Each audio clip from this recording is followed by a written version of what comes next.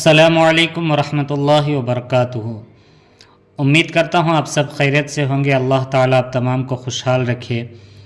الحمدللہ آج سے میں نے نورانی قاعدہ پڑھانے کا اسٹارٹ کیا ہے۔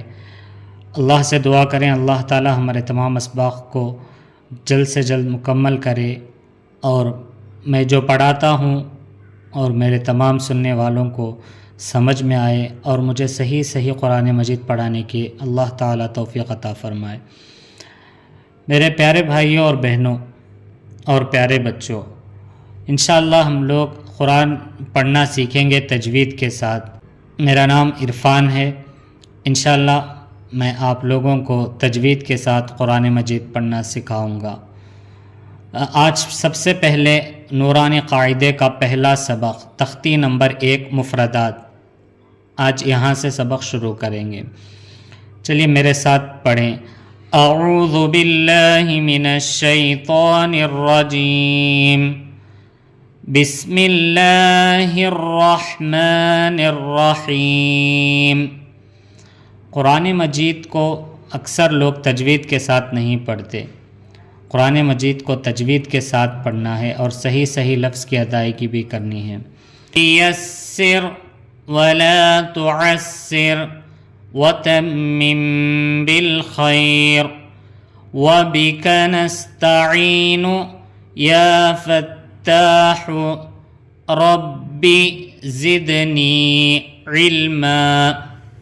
تختی نمبر 1 مفردات، الگ الگ حرفوں کو مفردات کہتے ہیں۔ الگ الگ حرفوں کو کیا کہتے ہیں؟ مفردات کہتے ہیں۔ مثلا یہ ہر ایک حرف جو الگ لکھا ہوا ہے، جیسے الف سپریٹ ہے، با سپریٹ، ہر ایک الگ الگ حرف ہے۔ ایک مطلب ایک حرف کے ساتھ کوئی دوسرا حرف ملا ہوا نہیں ہے، تو ایسے حرفوں کو کیا کہتے ہیں؟ مفردات کہتے ہیں۔ تختی نمبر 1 مفردات، الگ الگ حرفوں کو مفردات کہتے ہیں۔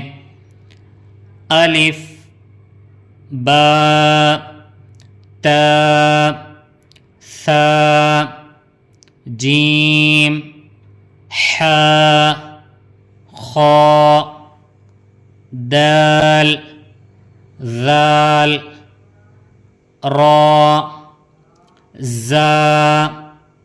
دیکھیں ذال اور زا میں فرق ہونا چاہیے۔ ذال کو جیسے ذال، زا کو سختی سے پڑھیں گے، زا، ذال، زا۔ سین، شین، صاد، سین اور صاد میں بھی فرق ہونا چاہیے۔ دیکھیں سین، صاد، صاد میں جیسے سیٹی کی آواز آنی چاہیے، صاد، ضاد، طا، ظا، عین، غین، فا، قاف، کاف، لام، کاف، کاف جیسا انگلش میں کے پڑھتے ہیں ایسا کاف، لیکن اس کو حلق سے نکالنا، قاف، قاف، کاف، لام، میم، نون، واو، ہا، حمزہ، یا۔ یہ آج کا سبق رہا۔ انشاءاللہ ہم لوگ ہر دن ایک ایک تختی پڑھیں گے، جس سے انشاءاللہ 1 یا 2 ماہ کے اندر ہمیں قرآن پڑھنا بھی سیکھ جائیں گے انشاءاللہ۔ کوشش کرتے رہیں اور میرے ویڈیوز شیئر بھی کریں آپ کے دوستوں کو، تاکہ وہ بھی قرآن پڑھنا سیکھیں۔ انشاءاللہ بہت فائدہ ہوگا، تاکہ میرے ویڈیوز آپ تک پہنچ سکیں۔ اللہ حافظ، دعا میں یاد رکھیں۔ السلام علیکم ورحمۃ اللہ وبرکاتہ۔